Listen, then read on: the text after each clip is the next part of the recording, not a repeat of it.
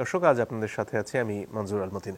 আজকে আমরা নির্বাচন নিয়ে মূলত কথা বলতে চাই। কবে সেটি করা সম্ভব, সেটি কি ধরনের নির্বাচন হতে চলেছে, গণপরিষদ নির্বাচন নাকি সংসদ নির্বাচন, আইনশৃঙ্খলা পরিস্থিতি আসলে ঠিক কতটুকু নিয়ন্ত্রণে আনা গেলে একটা ভালো নির্বাচন করা যায়, এই সবগুলো বিষয় সামনে আসবে। দর্শক, তিনজন সম্মানিত অতিথি রয়েছেন আমাদের সাথে। আছেন জনাব শহীদুল ইসলাম বাবুল, তিনি সাধারণ সম্পাদক জাতীয়তাবাদী কৃষক দল। আছেন জনাব Akbar Hossain, press minister, Bangladesh high commission, London, যুক্তরাজ্য। এবং আছেন অবসরপ্রাপ্ত মেজর আবদুল্লাহ আল মাহমুদ, তিনি যুগ্ম মুখ্য সংগঠক জাতীয় নাগরিক পার্টি। আপনাদের তিনজনকে স্বাগত আমাদের এই অনুষ্ঠানে। দর্শক, আলোচনায় যাবার আগে ঐকমত্য কমিশনের বিষয়ে একটা প্রতিবেদন আমাদের হাতে রয়েছে, সেটি দেখে নেব। জাতীয় ঐকমত্য কমিশনের পক্ষ থেকে আহত ফেব্রুয়ারিতে জাতীয় ঐকমত্য কমিশন গঠনের ৩ সপ্তাহ পর প্রথম আনুষ্ঠানিক সংবাদ সম্মেলন। আশু বিবেচনায় কেউ যদি মনে করেন আমি বা আপনি, এতে কমিশনের কাজের অগ্রগতি গণমাধ্যমকে জানান সদস্যরা। বলেন, ৬টি সংস্কার কমিশনের সুপারিশ পাঠানো হয়েছে ৩৪টি রাজনৈতিক দলের কাছে। ১৩ মার্চের মধ্যে মতামত দিতে বলা হয়েছে তাদের। দলগুলোর কাছে তাদের মতামত প্রাপ্তি সাপেক্ষে আমরা দলগুলোর প্রতিনিধিদের সঙ্গে সরাসরি আলোচনা শুরু করব। এজন্য এখন পর্যন্ত আমরা কোনো সুনির্দিষ্ট দিনক্ষণ নির্ধারণ করিনি। যখন যে দলের মতামত পাওয়া যাবে সেই সময় থেকেই আলোচনা শুরু হবে। তিনি বলেন, ঐকমত্য কমিশনের কার্যক্রমের কারণে বাধাগ্রস্ত হবে না নির্বাচন। দাবি করেন, অধ্যাদেশের মাধ্যমেই সম্ভব সংবিধান সংস্কার। তো কমিশনের কাজের কারণে নির্বাচনী প্রক্রিয়া বিঘ্নিত হওয়ার কোনো কারণ আমি দেখি না। অধ্যাদেশের মাধ্যমে সংবিধান সংস্কার করা যায়, এটা বাংলাদেশে হয়েছে। এমন জাতীয় সংসদ নির্বাচন করা সম্ভব যা প্রাথমিকভাবে গণপরিষদের দায়িত্ব পালন করবে এবং পরবর্তী সময়ে তারা জাতীয় সংসদ হিসেবে কাজ করবে। এদিকে নির্বাচন ভবনে সিইসির সাথে বৈঠক করেছেন British high commissioner Sarah Cook. সভা শেষে প্রধান নির্বাচন কমিশনার জানান, এবছরের ডিসেম্বরেই হবে নির্বাচন, সেই সময়সীমা ধরেই এগুচ্ছেন তারা। ডিসেম্বরে ইলেকশন হলে তো অক্টোবরে শিডিউল ঘোষণা করতে হবে। তো আমরা যাতে ওই টাইম লাইনটা মিস না করি সেভাবে প্রস্তুতি নিচ্ছি। এদিকে নতুন রাজনৈতিক দলের নিবন্ধনে গণবিজ্ঞপ্তি দিয়েছে নির্বাচন কমিশন। আবেদন করতে হবে ২০ এপ্রিলের মধ্যে। শুরুতেই মেজর মাহমুদ, আপনার কাছে আসতে চাই। এই প্রসঙ্গটা ঘুরে ফিরে আসছে যে গণপরিষদ নির্বাচন সাথে সংসদ নির্বাচন অথবা গণপরিষদ নির্বাচন হিসেবে হলো, তারপরে সেটা জাতীয় সংসদে রূপান্তরিত হলো। প্রশ্ন হচ্ছে, এনসিপি যে এর গুরুত্বের কথা বা এর প্রয়োজনীয়তার কথা বারবার তুলে ধরছে, সেটার কারণটা কি? ধন্যবাদ মঞ্জুর ভাই। যারা দর্শক শুনছেন এবং আমার সহ-আলোচক সবাইকে ধন্যবাদ জানাচ্ছি। গণপরিষদ নির্বাচন এবং সংসদ নির্বাচন আমাদের মধ্যে সাধারণ জনগণ যারা আছে তাদের মধ্যে এখনো পর্যন্ত একটা ধোঁয়াশা আছে যে আসলে দুইটার মধ্যে তফাৎটা কি। দুইটার মধ্যে তফাৎটা বিস্তর এবং দুইটার মধ্যে গুরুত্বটা অত্যন্ত বেশি। জাতীয় পর্যায়ে যখন আমরা চিন্তা করব, আমরা যদি দেখে থাকি ১৭৮৯ সালে যখন ফ্রান্সে ফরাসি বিপ্লব হয়, তার পরবর্তীতে সময়ে কিন্তু তাদের গণপরিষদ নির্বাচন প্রথম হয়েছিল বিকজ তাদের রাজতন্ত্র থেকে তারা গণতন্ত্রে গিয়েছিল। ওকে, সেটা রিলেটেবল যে আগে গণতন্ত্র ছিল না, তাই তাদেরকে গণপরিষদ নির্বাচনে যেতে হয়েছে। ভারতের কথাও যদি আমরা ধরি, ১৯৪৬ সালে যখন তারা দেশ বিভাগের অর্থাৎ ব্রিটিশ উপনিবেশে সাম্রাজ্যবাদের পতনের পরে ভারতও কিন্তু ১৯৪৬ সালে প্রথমে গণপরিষদ নির্বাচন করে এবং ১৯৫০ সালে সংবিধান প্রণয়ন কমিটি যারা ছিল, ১৯৫০ সালে যে তারা সংবিধান প্রণয়ন করে, অর্থাৎ তাদের মাঝখানে গ্যাপ ছিল ৪ বছর। বাংলাদেশের ক্ষেত্রে যদি আমরা দেখি, ১৯৭১ সালে আমাদের স্বাধীনতা যুদ্ধের পরে ১৯৭২ সালে ১০ এপ্রিল আমাদের একটা গণপরিষদ নির্বাচন হয় এবং ৭২ সালে ৪ নভেম্বর আমাদের সংবিধান প্রস্তাবনা গৃহীত হয়, যেটা ১৬ ডিসেম্বর থেকে কার্যকর করা হয়। অর্থাৎ আমরা যদি দেখে থাকি, অর্থাৎ ৮ মাসের মধ্যে একটা দেশের, যে দেশটা মুক্তিযুদ্ধের মতো একটা পর্যায়ের মধ্য দিয়ে যে বিকাশ ঘটেছে, যার ৮ মাস পরে তার সংবিধান রচনা হয়ে গেছে। অর্থাৎ আমাদের পার্শ্ববর্তী রাষ্ট্রে যেটা নিয়েছে ৪ বছর, আমরা তাদের হেল্প নিয়েছি, সেটা আমরা বুঝতে পারি। কিন্তু সেই সময়ে সেই সংবিধানের মধ্যে আসলে এমন কিছু ক্লজ এবং আইডিয়া ছিল যেগুলা ইন করে দেওয়া হয়েছে, আমরা বলবো যে অনেকটা ইচ্ছাকৃত, অথবা আমরা যেন আসলে ঔপনিবেশিকতা থেকে বের হয়ে না আসতে পারি, সেটার একটা রিফ্লেকশন সেখানে ছিল। উদাহরণ দেবেন?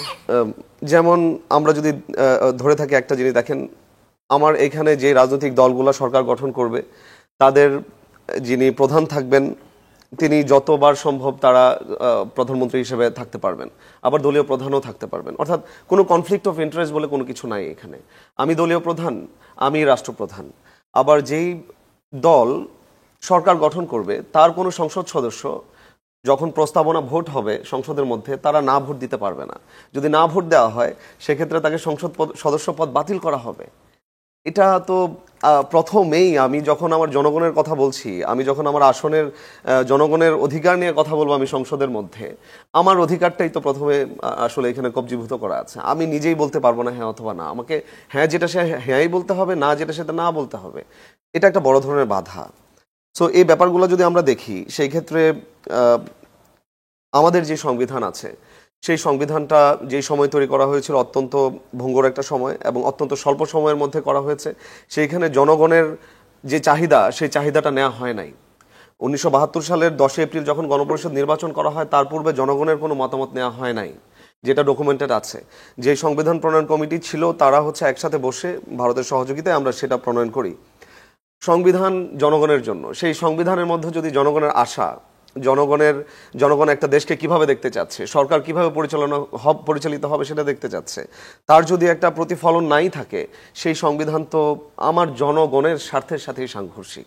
সেই দিকটা যদি আমরা বিবেচনা করি। আরেকটা ব্যাপার, যখন আমরা একটা আইসিইউতে একটা রোগী থাকে, ধরেন 16 বছর আমরা আইসিইউতে ছিলাম, ধরে নেই 16 বছর আমরা আইসিইউতে ছিলাম, আমাদের কোনো চলাফেরা সবকিছু ধরেন মেপে করতে হতো, সবকিছু ডাক্তারের প্রেসক্রিপশন মতো হচ্ছে আমাদেরকে কাজ করতে হতো। হঠাৎ করে আইসিইউ থেকে যখন বের হয়ে আসলো 5 আগস্টের পরে, আমাকে বলা হলো যে তুমি ম্যারাথনে দৌড় দাও। Can I really do it? আমার তো সেই সক্ষমতাটাই নাই সেই ম্যারাথনের মধ্যে যে আমি দৌড় দেওয়ার মতো, বিকজ আমার তো সেই শক্তি, সেই যোগান, সেই পুষ্টি, সেই জিনিসটাই আমার মধ্যে নাই।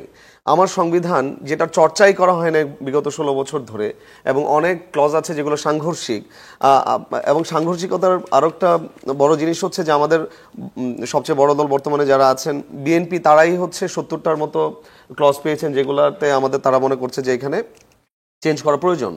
আবার জামাত 62টা জায়গায় পরিবর্তনের কথা বলেছে বিএনপি, এবং জামাত বলেছে 30টার মতো। অর্থাৎ সেখানে প্রায় 90টার বেশি যদি ক্লজ অথবা সাবক্লজ আমাদেরকে পরিবর্তন করতে হয়, তার মানে সংবিধানের একটা বড় অংশ পরিবর্তনের মধ্য দিয়ে যাচ্ছে। তো সেই ক্ষেত্রে আসলে আমরা সেইটার জন্যই বলছি যে গণপরিষদ নির্বাচন এটার জন্য অত্যন্ত বেশি গুরুত্বপূর্ণ, যার মাধ্যমে জনগণ আসলে প্রথমে সুযোগ পাবে যে আমার সংবিধান পরিবর্তন প্রয়োজন। এবং সেই গণপরিষদ আমাদের পার্টির আহ্বায়ক নাহিদ ইসলাম অলরেডি বলেছেন, এই গণপরিষদ নির্বাচনের মাধ্যমে যারা নির্বাচিত হবেন তারাই পরবর্তীতে আইনসভাতে পরিণত হতে পারে, এটাতে কোনো বাধা নেই। এবং আমাদের যেই অলরেডি একটা কমিশন, যেটা জাতীয় ঐক্যমত্য কমিশন, ওনার চেয়ারম্যানও আমরা এখন রিপোর্ট দেখলাম উনিও সেই কথাটাই বলেছেন। তো সেই জায়গা থেকে আমরা মনে করি গণপরিষদ নির্বাচন প্রথমে হওয়াটা অত্যন্ত জরুরি। ধন্যবাদ। জনাব বাবুল, আপনার কাছে আসি। বিএনপি সহ তাদের জোট সঙ্গীদের যে 31 দফা, সেখানে বেশ বড় ধরনের কিছু সংস্কারের কথা রয়েছে, এবং 5 নম্বর দফায় সেখানে উচ্চকক্ষ বিশিষ্ট আইনসভার কথাও বলা হচ্ছে, পরপর 2 মেয়াদে প্রধানমন্ত্রী হবেন না, যেগুলো সংবিধানের বেশ বড় ধরনের খোল নলচে পাল্টে দেওয়ার মতন পরিবর্তন। এবং এখন পর্যন্ত তো বেশ কিছু মামলার কারণে সংবিধানের পরিবর্তনের ক্ষেত্রে কিছু আইনগত সীমাবদ্ধতার কথা বলা হয় বাংলাদেশে, যেটাও ভারতের একটা মামলা থেকে উদ্ভূত। ফলে এই যে সংসদের সংবিধান সংস্কার করার সীমাবদ্ধতা, সেটা কাটিয়ে ওঠার জন্য কি আসলে গণপরিষদের প্রয়োজন অনুভব করেন না আপনারা? না, গণপরিষদের কোনো প্রয়োজন আছে এটা মনে করছি না আমরা সত্যিকার অর্থে। আপনি গণপরিষদের কাজটা কি? একমাত্র কাজ হলো সংবিধানকে কবর দিয়ে নতুন একটা সংবিধান তৈরি করা, এই তো। আচ্ছা, ওই সংবিধানের মধ্যে কি এই যে আমার ভাই মাহমুদ সাহেব যেটা বললেন, এই সংবিধানের কি প্র্যাকটিস আমরা করেছি? হাসিনার যে সংবিধান, সেই সংবিধানের মধ্যে কি লেখা আছে যে 5 বছর পর পর, নিশ্চয়ই তো লেখা আছে 5 বছর পর ভোট হবে, মানুষের মতামতের প্রতিফলন হবে, রাতের বেলায় ভোট হবে, এটা কি সংবিধানে লেখা ছিল? বা ভোটের আগে ভোট হবে, এটা কি সংবিধানে লেখা ছিল? সংবিধানের প্র্যাকটিসটাকে আপনি কতটুকু করেছেন?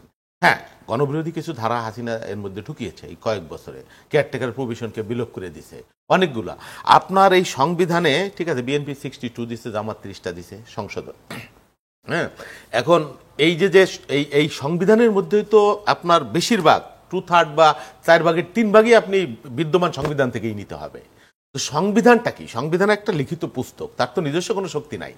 সংবিধানটা বাস্তবায়ন করে সরকার, সংসদ বা আইন পরিষদ, এই তো, বা মানুষ বা প্রশাসন, এই তো পার্থক্য। এখন সংবিধান আপনি গণপরিষদ করে নতুন একটা সংবিধান করলেন, আবার নির্বাচনের মধ্যে দিয়ে হাসিনার মতো কেউ যদি ক্ষমতায় এসে ওই রাতের বেলায় ভোট করে, তাই সংবিধানের কি দাম থাকলো? এই গণপরিষদের বা কি দাম থাকলো? মূল কথা আপনার প্র্যাকটিসটা। সেই প্র্যাকটিসটা গণতন্ত্রের একটা সময়ের মধ্যে আমরা ছিলাম, একেবারে খারাপ ছিলাম তা না, রাজনীতিবিদরা সব খারাপ করেছে এটাও আপনি বলতে পারবেন না। অবশ্যই রাজনীতিক বিগত যারা রাজনৈতিক নেতৃত্ব তাদের ভুল আছে, ব্যত্যয় আছে, কিন্তু মাঝখানে হাসিনা এসে 15 বছরটা আমাদের সব কিছু মাটি করে দিয়েছে। এর আমরা একটু এগিয়েছি, একটু পিছিয়েছি, একটু এগিয়েছি, একটু পিছিয়েছি, হয়েছে তো। আমাদের এখানে 91 একটা নির্বাচন হয়েছে, 96-তে একটা নির্বাচন হয়েছে, 2001 সালে একটা নির্বাচন হয়েছে, এবং 2008 সালেও একটা নির্বাচন হয়েছে। কেউ যে এই নির্বাচনগুলোকে একেবারে তুমুল বিতর্কিত নির্বাচন এটা তো কেউ বলতে পারে না। গণতন্ত্রের ধারাটাই তো এরকম, একটা প্র্যাকটিসের মধ্য দিয়ে বড় হয়। আপনি হাই হোসেন হাই সংবিধান করলেন, আপনি গণপরিষদ বানাইলেন, শত শত কোটি টাকা খরচ করে একটা নির্বাচন করে, আবার আপনি সংবিধানকে একেবারে পুত পবিত্র করে একেবারে আপনার জনআকাঙ্ক্ষার সাথে মিল করে করলেন, তারপরে আমি যদি রাতের বেলায় ভোট করি আমার কে ঠেকাবে? আজকে এরকম সেই জন্য আপনার মানসিক মনোজগতের যে প্র্যাকটিসটা এইটাই হলো সবচাইতে বড়। আজকে অধ্যাপক আলী রিয়াজ যে কথাটি বলছিলেন, যেটা প্রতিবেদনে আমরা দেখালাম, যে একটা গণপরিষদ হিসেবে নির্বাচিত হবে, সেখানে সংবিধান প্রণয়ন হবে, হওয়ার পরে সেই গণপরিষদটাই সংসদ হিসেবে কাজ করবে একটা নতুন নির্বাচন ছাড়াই। এর মধ্যে কি আপত্তির কিছু দেখেন আপনারা? আমি জানি না এটা কতটুকু বাস্তবতা বা ভায়াবল।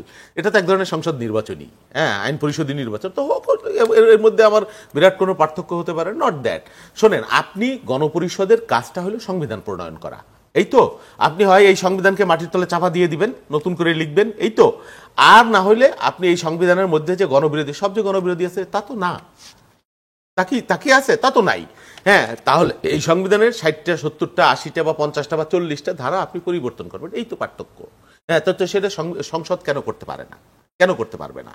সেটার একটা চার্টার হইতে পারে, সেটার একটা সুপারিশ হইতে পারে, যে যারা সুপারিশ করবে যে আমরা এই সুপারিশগুলো করছি পরবর্তী সংসদ। আর আপনি সুপারিশ করার আগে আমি নিজেই তো কমিটমেন্ট করেছি, যেটা আমি আগে কখনো করিনি। আপনি বলতে পারবেন আগে তো করেননি, আপনি আগে তো আমি এই কমিটমেন্ট করিনি বা এই কমিটমেন্টের প্রয়োজন বোধ করিনি। এই যে এক ব্যক্তির শাসনে একজন রাজা, একজন মহারাজা, একজন দেবতা অবতার হয়ে যায়, তার কথা ছাড়া পানিও নড়ে না, আকাশে গাছের পাতাও নড়ে না, সেই বাস্তবতা যাতে না থাকে সেই জন্য আমরা বলেছি যে প্রধানমন্ত্রী এবং মন্ত্রিপরিষদের সদস্যদের মধ্যে ক্ষমতার একটা ভারসাম্য আনতে হবে। আমরা বলেছি, আপনারও আগে বলেছি, আমি বলেছি যে কোনো ব্যক্তি 2বারের বেশি প্রধানমন্ত্রী হতে পারবে না, এটা আপনারও আগে আমি বলেছি। সংবিধান 70 অনুচ্ছেদ নিয়ে আমি বলেছি, কেয়ারটেকার সরকারের কথা আমরা বলেছি। আমি মনে করি সবচাইতে মোটা দাগে আমরা যতই সময় নষ্ট করি, যতই শুভঙ্করের ফাঁকির কথা বলি, যাই বলি, যে নির্বাচনের কথাই বলি, বাংলাদেশের সংবিধানে বা আমরা যে কেয়ারটেকার গভর্নমেন্টের যে প্রভিশনটা আবার ফেরত আনতে পেরেছি, এটার চাইতে বড় সংস্কার আর কোনো কিছু আছে এটা আমি মনে করছি না। আর ওই যে একটু আগে বললেন হাসিনাকে যে আমরা উৎখাত করতে পেরেছি, এর চাইতে বড় কোনো সংস্কার, হ্যাঁ বাকি আরো সংস্কারের প্রয়োজন আছে, নিশ্চয়ই আছে। তো সেই সংস্কারগুলো একদিনে আপনি শেষ করতে পারবেন না, সেটা একটা প্রক্রিয়ার মধ্য দিয়ে হবে। আপনি করবেন, বাকিটুকু আমি করব, আমার পরে আরেকজন করবে, সেটা সময় লাগবে এবং এটা যুগ জনম চলতেই থাকবে। এটার জন্য একটা মহাভারত অশুদ্ধ হয়ে যাবে, এটার জন্য একটা পরিবেশ নষ্ট করা, বিশ্বাস আস্থার জায়গাগুলো নষ্ট করার কোনো প্রয়োজন আছে এটা আমি মনে করছি না কোনোভাবেই।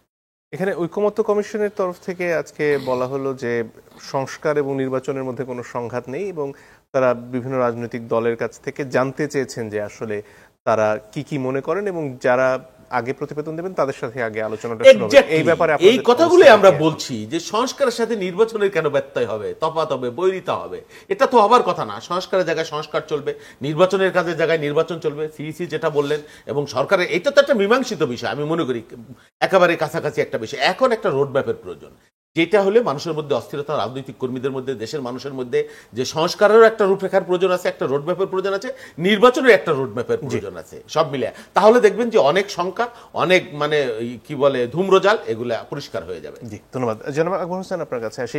এই যে ডিসেম্বরের মধ্যে করা সম্ভব কি সম্ভব না, বা সামনের বছরের শুরুর দিকে চলে যাবে নির্বাচনটা, এই নিয়ে বেশ কথা হয়েছে। সরকার বিভিন্ন সময় এটা পরিষ্কার করবার চেষ্টা করেছেন। সম্প্রতি নাহিদ ইসলাম একটা সাক্ষাৎকারে বলেছিলেন যে আইন শৃঙ্খলা পরিস্থিতির বিবেচনায় তার মনে হচ্ছে হয়তো এটা ডিসেম্বরে করা সম্ভব নাও হতে পারে। আইন শৃঙ্খলা পরিস্থিতি এখনকার যে অবস্থা, সেটা সরকারের হিসেবে নির্বাচন আয়োজন করার মতন অবস্থায় নেবার জন্য আসলে কি করা প্রয়োজন, এবং সেটা ডিসেম্বরে সম্ভব কিনা? নাহিদ ইসলাম যেটা বলেছিলেন যে আইন শৃঙ্খলা পরিস্থিতির বিষয়টা যদি আমরা বিবেচনা করি, তাহলে ডিসেম্বরের মধ্যে নির্বাচন করাটা কঠিন হতে পারে।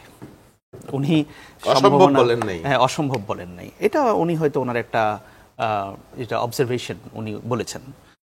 এখন এটা তো ঠিক যে আমার ধারণা যে এই ব্যাপারে আমরা সবাই এগ্রি করব যে একটা স্থিতিশীলতা লাগবে নির্বাচনের জন্য, দ্যাট ইজ ট্রু। এবং এই স্থিতিশীলতা সরকারকেই আনতে হবে এবং সেই সঙ্গে রাজনৈতিক দলগুলো সহযোগিতায় সেই স্থিতিশীলতাটা আসবে। কারণ আপনি যদি স্থিতিশীলতা পূর্ণাঙ্গভাবে না আসে, বিশেষ করে আইন শৃঙ্খলা পরিস্থিতির কথা বলছি, সেক্ষেত্রে একটা free, fair and credible election করাটা খুব কঠিন হয়ে যাবে আমাদের জন্য। এবং আমি যে বিষয়টা বারবার বলছি যে আমাদের জন্য আগামী নির্বাচন অত্যন্ত গুরুত্বপূর্ণ।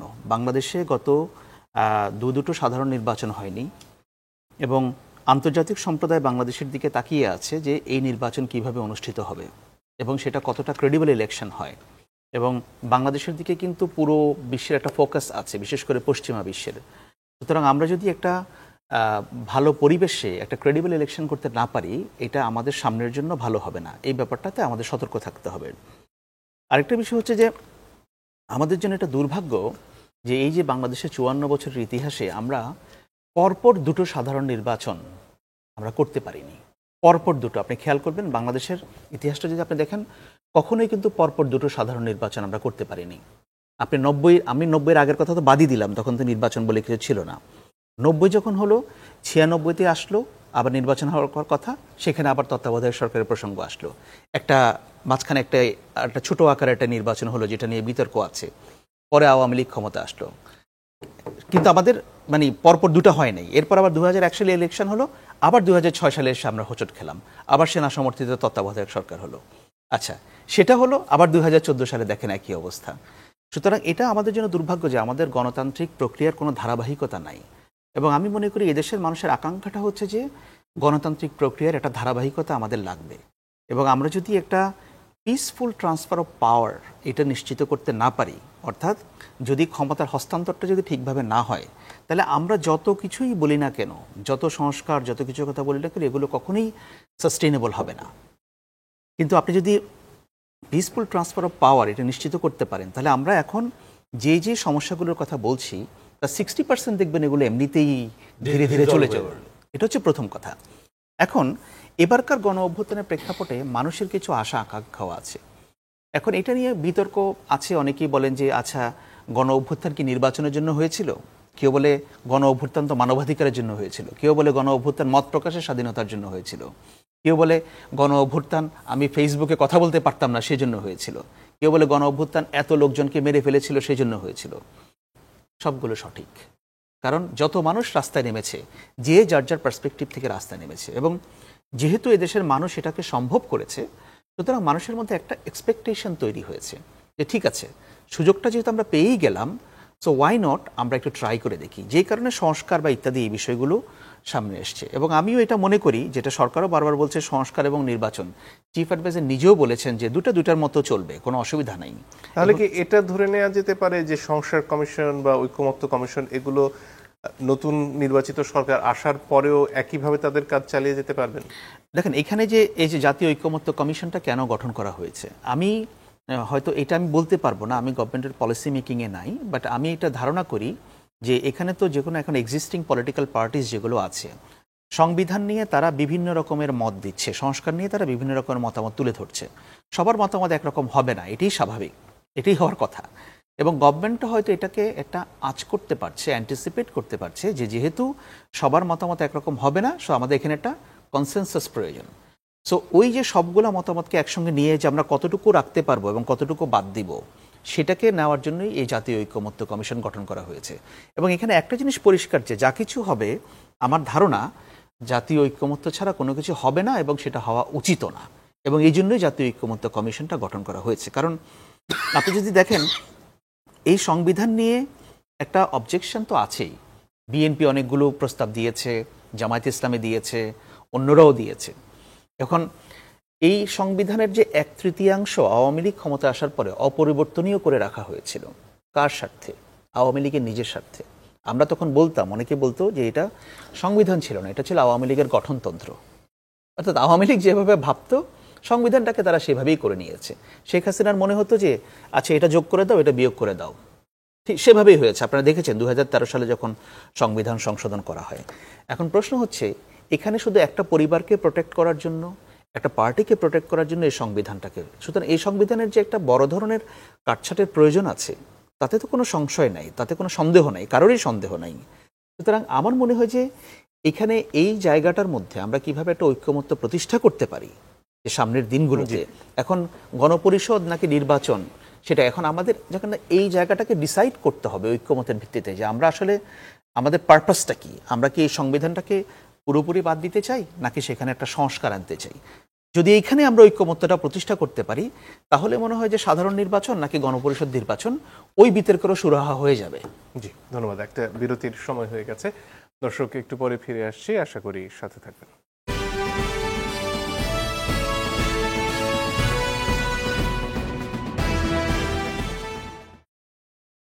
মুক্তবাক ফিরে আসবো।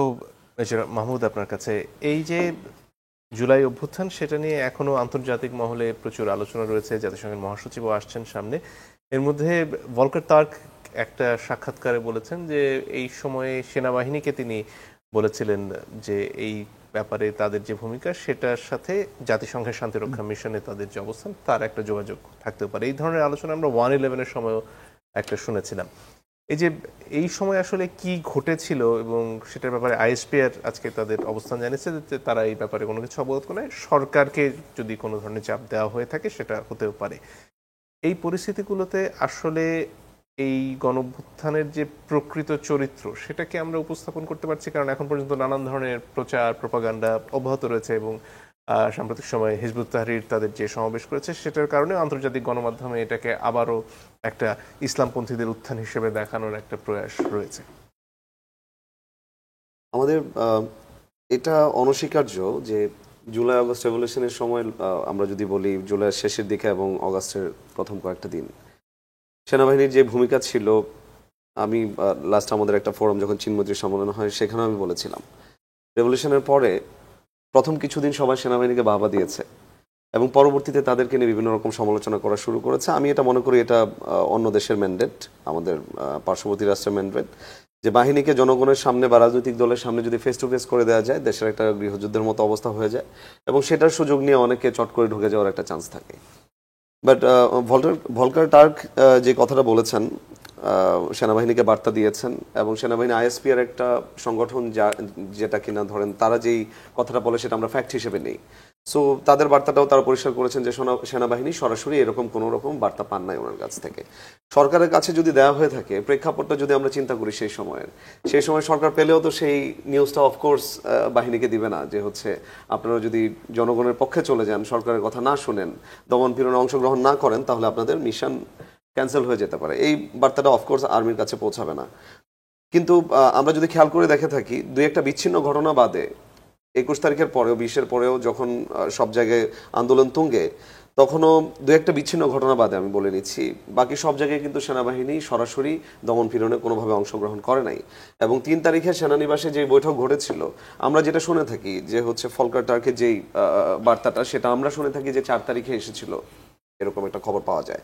কিন্তু 3 তারিখে যেই সেনাকুঞ্জে যেই মিটিংটা হয়েছিল সেনা অফিসারদের সাথে সেনা প্রধানের, সেইখানে কিন্তু উনি বলে নাই যে হচ্ছে আমরা এটা করবো বা এটা করতে চাচ্ছি, বরং উনি মতামত নিয়েছেন সকল অফিসারদের তারা কি করতে চাচ্ছে। সো এখানে ম্যাক্সিমাম মিড লেভেল এবং জুনিয়র অফিসাররা কথা বলেছেন সেই প্রোগ্রামে এবং তারা তাদের সম্পূর্ণ মতামত দিয়েছেন যে আমরা জনগণের এগেনস্টে যে তাদের উপর দমন নিপীড়নে আমরা কোনোভাবে অংশগ্রহণ করতে চাই না এবং যে জনগণকে রক্ষা করার দায়িত্ব আমাদের, সার্বভৌমত্ব রক্ষা করার দায়িত্ব আমাদের, শত্রু থেকে আমরা রক্ষা করব, সেই জনগণের উপর আমরা গুলি চালাতে চাই না। এবং মাননীয় সেনাপ্রধান কিন্তু তখন অলরেডি একটা গানের মাধ্যমে তখন ওনার অবস্থাটা ব্যক্ত করেছেন এবং তারপরে কিন্তু আমরা একটা ম্যাসিভ চেঞ্জ দেখেছি, আন্দোলনের গতিপথেরও একটা পরিবর্তন দেখেছি, যখন ছাত্র জনতা সবাই বুঝতে পেরেছে যে না, এখন আর আসলে তারা আমাদের অ্যাটলিস্ট বাহিনী আমাদের এগেন্স্টে দাঁড়াবে না, তখন একটা অবশ্যই তাদের একটা মোরাল বুস্ট আপ হয়েছে।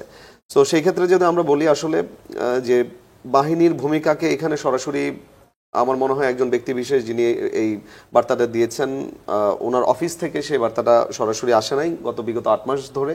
হঠাৎ করে এই বার্তাটা আসার পিছনে আই এম নট শিওর কেন এসেছে, বাট আমার মনে হয় যে এরকম প্রেশারে পরে আর্মি কাজটা করে নাই, বিকজ আর্মির ডেকোরামটা যদি আমরা ধরি, কমান্ড চ্যানেল, তারপরে আমাদের মিড লেভেল এবং হচ্ছে সর্বশেষে আমাদের সৈনিক যারা আছে সবাই আদেশ একটা দেওয়ার পরে সেটা এক্সিকিউট করবে আমার গ্রাউন্ড লেভেল যারা আছে তারা। গ্রাউন্ড লেভেলে ম্যাক্সিমাম আমার ফোর্স হ্যান্ডেল করে হচ্ছে একজন মেজর এবং হচ্ছে তার নিচে কিছু জেসিও এনসিও এবং সৈনিক থাকে। সো আমি যদি কনভিন্স না হই, মিড লেভেল অফিসার যারা ছিল, এভরিওয়ান ওয়াজ এগেনস্ট যে কোনো ধরনের দমন নিপীড়ন করা যাবে না, সেটার অবশ্যই সেটার পক্ষে ছিল। সো তারাই যদি এটার বিপরীতে থাকে, কমান্ড চ্যানেল থেকে যদি ওরকম কোনো আদেশ আসতো, আমি নিশ্চিত আমাদের ভিতরে যারা আমাদের পরিচিত আছে অফিসারদের সাথে, তাদের সাথে আমরা তখন কন্টিনিউয়াসলি আমরা কমিউনিকেশন করছিলাম, আমি নিশ্চিত সেই আদেশ পালন হতো না। সো এইখানে আসলে কোনো প্রেশার অলরেডি তখন বিল্ড আপ হয়ে গেছে, যেটা হচ্ছে মানসিক প্রেশার, যেটা হচ্ছে একটা মানুষের মনের আকাঙ্ক্ষা অনেকদিন যাবত ছিল, যেটা বলতে পারে না, সেই প্রেশারটা, সেটা থেকেই কিন্তু আপনার কোনো ধরনের অনাকাঙ্ক্ষিত ঘটনা বাহিনীর দ্বারা হয় নাই। সেই ক্ষেত্রে আমি এখনো পর্যন্ত বাহিনীকে এখানে আমি স্বচ্ছতা দিতে চাই, ক্রেডিট দিতে চাই যে হ্যাঁ, তাদের যে ভূমিকা ছিল সেটা নিঃসন্দেহে ছাত্র জনতা সিপাহী সহ আমি বলবো যে তাদেরও একটা অভ্যুত্থানে বড় স্টেক ছিল। এটা আবার নির্ভর করবে হচ্ছে আমাদের সামনের যে দিনগুলো আছে নির্বাচন হওয়া পূর্ব পর্যন্ত, সেইখানে তারা নিশ্চিত, আমি অত্যন্ত নিশ্চিত, যেহেতু বাহিনীতে চাকরি করে এসেছি আমি দীর্ঘ সময় 10 বছরের বেশি, তো সেক্ষেত্রে আমি নিশ্চিত যে বাহিনী সবসময় একটা নিরপেক্ষ ভূমিকা পালন করে থাকে। এবং আদেশটা যেহেতু শেষ সৈনিক পর্যন্ত পৌঁছায় একটা সেকশনের, আদেশটা এমন কোনো আদেশ দেওয়া হয় না বা হবে না অ্যাটলিস্ট সেনাবাহিনীতে, যেটা কিনা আমার অধিকার বিরোধী অথবা একটা খারাপ আদেশ বলে থাকি আমরা, ব্যাড ওয়ার্ডার, সেটা আসবে না। ধন্যবাদ।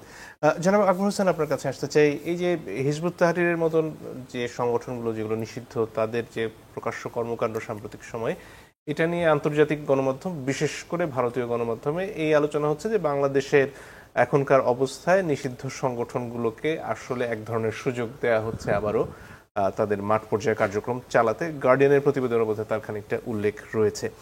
এই যে প্রচারগুলো, একদিকে হচ্ছে গিয়ে এখানে চরমপন্থী ইসলামের উত্থান ঘটছে এবং ইসলামোফোবিয়া আন্তর্জাতিক গণমাধ্যম বা পশ্চিমা বিশ্বে যেটার প্রচলন রয়েছে সেটাকে এখানে কাজে লাগানোর একটা প্রয়াস, এবং এর পাশাপাশি এই যা কিছু ঘটেছে জুলাই গণঅভ্যুত্থান, এটা খুব একটা শক্ত পরিকল্পনার মাধ্যমে করা হয়েছে। এই যে প্রচারণা, এইগুলোকে আসলে আমরা ঠিকভাবে জবাব দিতে পারছি কিনা?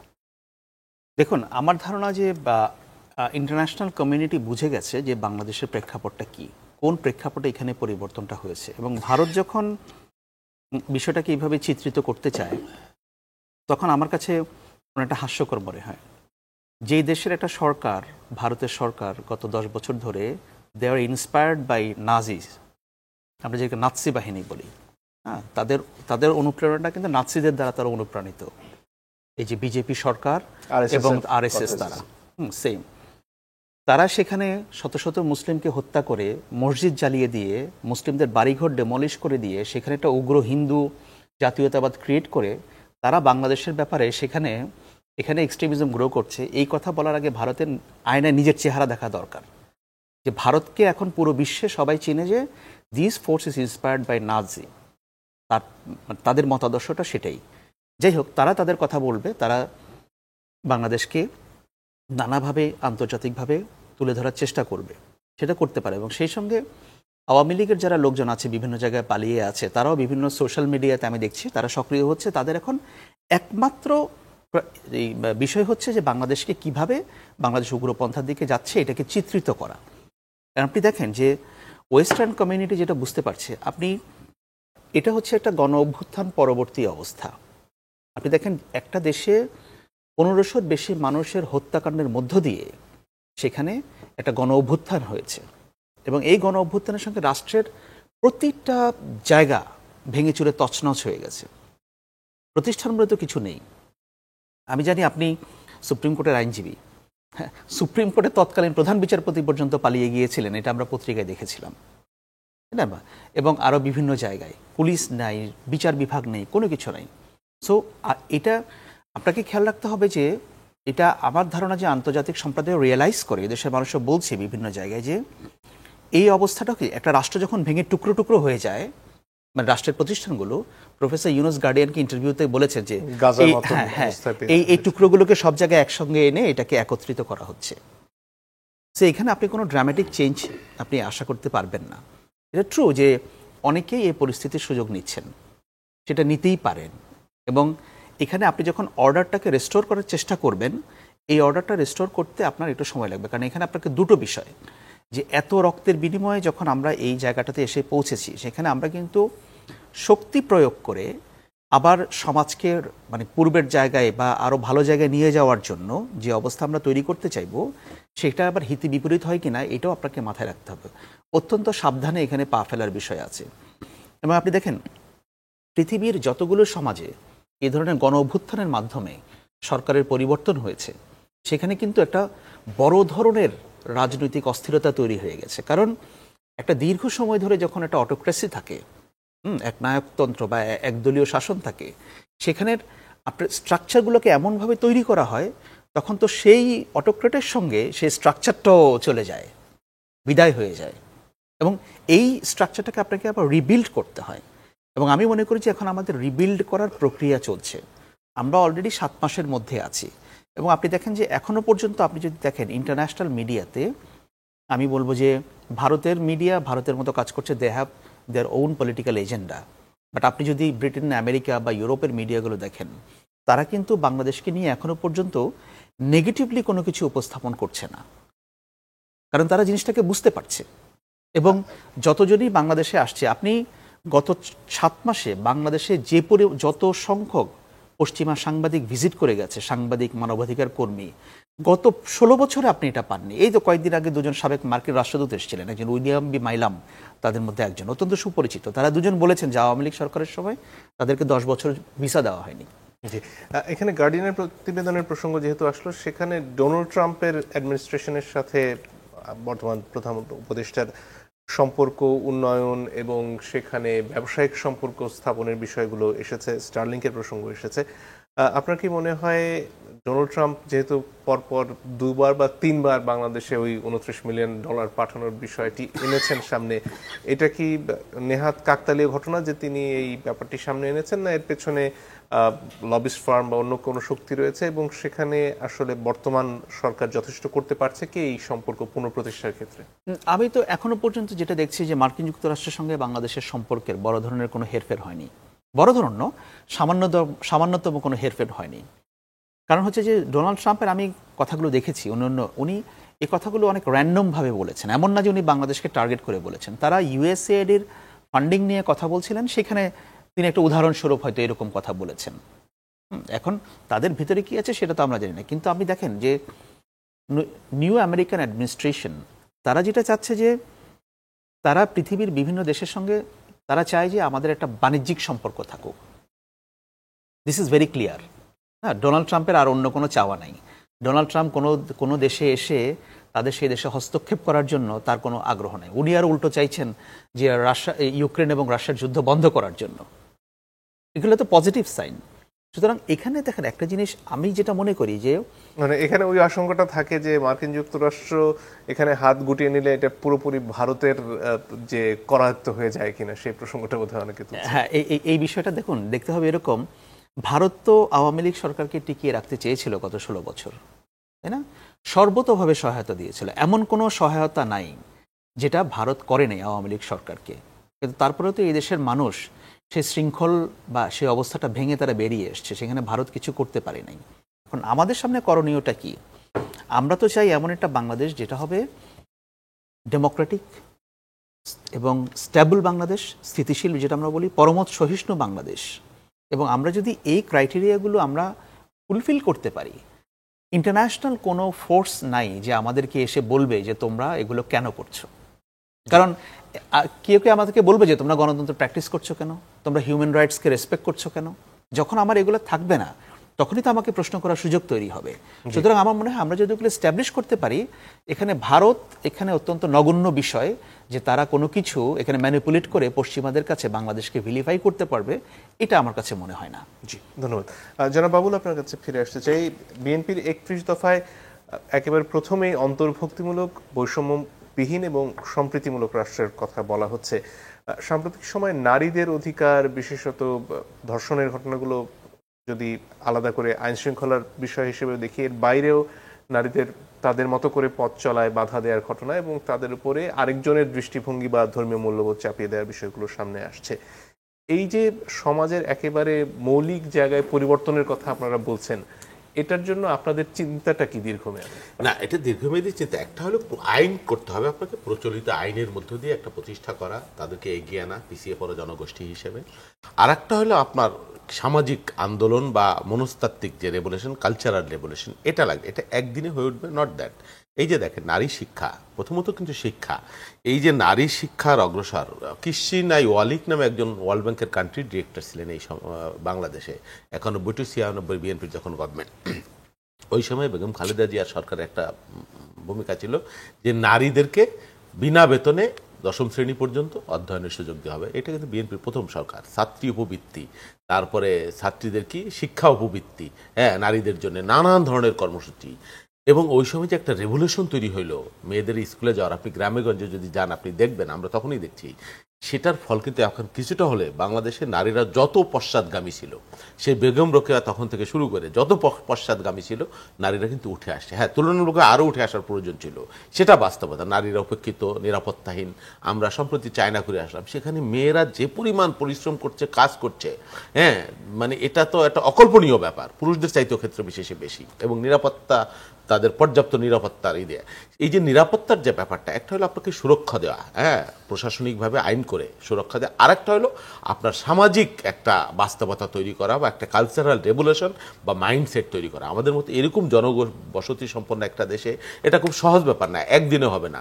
প্রথমত নারীদেরকে শিক্ষিত হয়ে উঠে আসতে হবে এবং সমাজের সর্বব্যাপী তাদের এন্ট্রেন্স থাকতে হবে, সর্বব্যাপী সেই পরিবেশ তৈরি করে দেয়। সেটা হচ্ছে, কিন্তু আমাদের কেন একেবারে হচ্ছে না তা না। আর এই ধর্ষণের যে ব্যাপারটা, এটা হয়েছে কি, হ্যাঁ, এটা আগেতেও ছিল, এটা ঠিক, ইদানিং বেড়েছে আমরা দেখছি, আশঙ্কাজনক। এটা তো একটা সামাজিক ব্যাধি।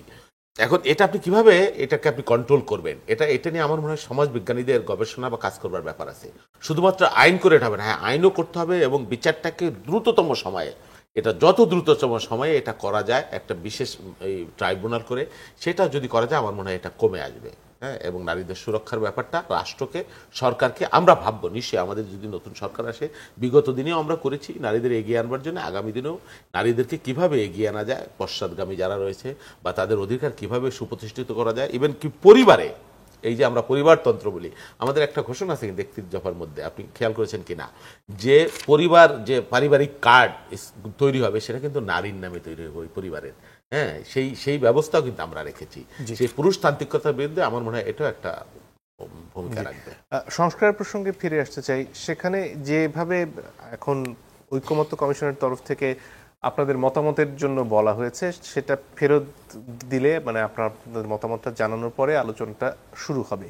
এখন যে 31 দফা আপনাদের রয়েছে, তার সাথে আরো অন্যান্য দফাগুলো, অন্যান্য রাজনৈতিক দলের দাবিগুলো মিলিয়ে যে একটা ঐক্যমত্যে আসার কথা বলা হচ্ছে সরকারের তরফ থেকে, নির্বাচন হবার পরে এই ঐক্যমত্য কমিশন বলুন বা এই সংস্কার কমিশনগুলো বলুন, এগুলোর অবস্থাটা বিএনপির হিসেবে কি হবে? না, এটা তো হতে হবে। শোনেন, বিএনপি 31 দফা কনক্রিট একেবারে সব মানে চূড়ান্ত কোনো কিছু না। এটাকে নিয়ে আমরা যত মার্কেটিং করছি বা গ্রামে এটা প্রচার করছি একেবারে তৃণমূল পর্যন্ত, অন্য কোনো রাজনৈতিক দল সংস্কারের এগুলো নিয়ে কিন্তু বা কেউই সরকারের পক্ষ থেকে, এটাও কি পরিবর্তন সাপেক্ষতা হলে?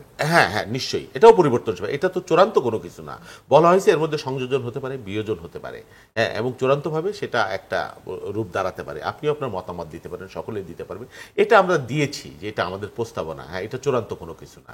এটা চূড়ান্ত একটা ম্যাটার যখন আসবে তখন সেটা আমরা সরকারের কাছে দিব বা এটা নিয়ে আলোচনা হয় চূড়ান্ত, এটা পরিবর্তন হতে পারে। সরকারের কি প্রস্তাব, এই কমিশনের কি প্রস্তাব আছে, সেগুলো নিয়ে একটা কিছু যা কিছু হবে সেটা আমাদের আগামী রাজনীতির জন্য, আমাদের দেশের জন্য, আমাদের কল্যাণের জন্যই হবে এবং মানুষের গণ আকাঙ্ক্ষাকে অগ্রাধিকার দিয়েই হবে। সেক্ষেত্রে বিএনপি যদি ক্ষমতায় আসে নির্বাচনের পর, তাহলে এই সংস্কার কমিশনগুলোকে এইভাবে রেখে দেওয়ার সম্ভাবনা? সেটা আমি বলতে পারবো না। সংস্কার কমিশন এভাবে থাকবে কি থাকবে না সেটা সরকার কিভাবে চিন্তা করছে বা আমাদের দল এটা কিভাবে চিন্তা করছে বা কে সরকারে আসবে তারা কিভাবে চিন্তা করবে সেটা তো পরবর্তী বিষয়। এখন এই বিষয়ে চূড়ান্ত কোনো কিছু কেউ বলতে পারবে বা আমরা বলতে পারবো? জি, ধন্যবাদ। মেজর মাহমুদ, আপনার কাছে ফিরে আসি। বিস্তর আলোচনা হচ্ছে আরেকটা বিষয় নিয়ে, সেটা হচ্ছে এনসিপির প্রস্তাবিত সেকেন্ড রিপাবলিক। এটা বিএনপির তরফ থেকে এখন পর্যন্ত বলা হয়েছে যে এখানে ধারণাটা পরিষ্কার হয়নি এবং সেজন্য এটার প্রয়োজনীয়তার কথা তাদের জন্য বোঝা দুষ্কর হচ্ছে। আরেকটু বিস্তারিত বলবেন যে এই ব্যাপারটা আসলে কি? আমি প্রথমেই যেটা বলছিলাম যে আমাদের 1972 সালে যখন আসলে আমাদের সংবিধান রচনা করা হয়, সেই সংবিধানটা রচনা করা হয়েছিল অনলি 8 মাসের একটা ব্যবধানে, 8 মাস সময় নিয়ে। সো সেটা আমরা যদি ধরে থাকি সেটা আমাদের প্রথম রিপাবলিক। এখানে এটা এরকম না যে হচ্ছে আমাদের আগের যে ইতিহাস, আমাদের যে সজ্জন যা কিছু ছিল সবকিছুকে আমরা জলাঞ্জলি দিয়ে কবর রচিত করে নতুন কোনো কিছু আমরা আনতে চাচ্ছি, এটা এরকম বলা হচ্ছে সংবিধানের কবর রচনা করতে হবে। আমি আমাদের আগের যে ইতিহাসের কথা বলছি, ঐতিহ্যের কথা বলছি, আমি সেই দিকটা ফোকাস করছি। সংবিধানের কথা কেন বলা হচ্ছে? যে সংবিধানটা একটা আমি একটু আগে এটা বলেছি, যে যুদ্ধ বিধ্বস্ত একটা দেশের পরে আমরা যখন মাত্র শুরু করছি দেশের যাত্রা, সেই দেশের যাত্রা শুরু করেছি আমরা 8 মাসের একটা সংবিধান নিয়ে। 8 মাসের মধ্যে আমরা করেছি, যেখানে ফ্রান্স তারা তাদের যখন প্রজাতন্ত্রে আসে তখন তারাও নিয়েছিল প্রায় 3 বছরের বেশি। পাশের দেশ ভারত নিয়েছিল 4 বছরের বেশি। আমরা যদি আপনার দক্ষিণ আফ্রিকার কথা চিন্তা করি, 1994 সালে যখন নেলসন ম্যান্ডেলা টেক ওভার করেন, ওনারাও অনেক সময় নিয়ে তারা তাদের প্রথম সংবিধানটা যখন প্রণয়ন করেন সেটা অনেক সময় নিয়ে করেছেন। এটা আসলে জনগণের আশা, জনগণের আকাঙ্ক্ষার একটা সরাসরি রিফ্লেকশন সংবিধানের মধ্যে থাকতে হবে। সংবিধানের মধ্যে জনগণের অধিকারটা নিশ্চিত থাকতে হবে। আমি আপনার সাথে সম্পূর্ণ একমত যে আপনি বলেছেন যে সংবিধানটার মধ্য দিয়ে তো আসলে রাতের ভোট বন্ধ করা যায় না, কিন্তু সংবিধানের মধ্যে সরাসরি রাতের ভোট বন্ধের কথা না লিখে এমন কোনো ক্লজ অফকোর্স থাকতে হবে যার মাধ্যমে আমরা নিশ্চিত করতে পারবো যেন কোনো রাজনৈতিক দল আগামীতে কখনো সেটা চিন্তাও না করতে পারে যে রাতে তারা ভোট করতে পারবে। সেটার জন্য সর্বোচ্চ আইন যেটা থাকবে সেটা তাদের জন্য অটোমেটিক প্রযোজ্য হয়ে থাকবে, এবং সেটা ডিসিশন নেওয়ার ক্ষমতাটাও আলটিমেটলি আমাদেরকে এমনভাবে এটাকে আর্টিকুলেট করতে হবে যাতে করে এটা জনগণের কাছেই আসে পরবর্তীতে, এবং জনগণের ডিসাইড করবে কোনো একটা নির্দিষ্ট ওয়ের মাধ্যমে, যেটা আমরা ধরেন আপনাদের সাথে মিলে একসাথে বসে আমরা প্রথমে একটা কথা বলছিলাম প্রথম থেকেই যে আপনারা আপনাদের প্রজ্ঞা, বিজ্ঞ আপনারা, এবং আমরা স্বতঃস্ফূর্ততা, এই দুইটার মিশ্রণ যদি থাকে আসলে দেশকে সোনার বাংলাদেশ গড়া খুব সময়ের ব্যাপার না। সেটার জন্য আমরা আপনাদের কাছে হয়তোবা আরো রিকোয়েস্ট করব যে আমাদেরকে এখানে আপনাদের একমত পোষণ করার জন্য। যদিও সালাউদ্দিন আহমেদ বলেছেন যে জাতীয় নির্বাচন এবং গণপরিষদ নির্বাচন দুইটা একসাথে হতে পারবে না, আমি ওনার সাথে একমত। সেই ক্ষেত্রে শুধুমাত্র গণপরিষদ নির্বাচন হলেই হয়, যেহেতু আইনত কোনো বাধা নাই যে গণপরিষদ নির্বাচন হয়ে যাওয়ার পরে যেই বডিটা গণপরিষদ নির্বাচন হিসেবে কাজ করবে সেই সময়ে যেই বর্তমান গভর্নমেন্ট আছে সেটা এক্সিস্ট করবে, গভর্নমেন্ট রান করবে, এবং পরবর্তীতে গণপরিষদ সংবিধানের কার্যক্রম পুনর্গঠনের কার্যক্রম শেষ হওয়ার পরে, রচনার কাজ শেষ হওয়ার পরে তারাই আইনসভায় পরিণত হবে। এটা সেই নির্বাচনটা যদি ডিসেম্বরের মধ্যে হয় সেজন্য কি এনসিপি প্রস্তুত? আমরা কখনোই বলবো না যে আমাদের কাজের জন্য আমরা আমাদের অপ্রস্তুতির জন্য নির্বাচন পেছানো হোক।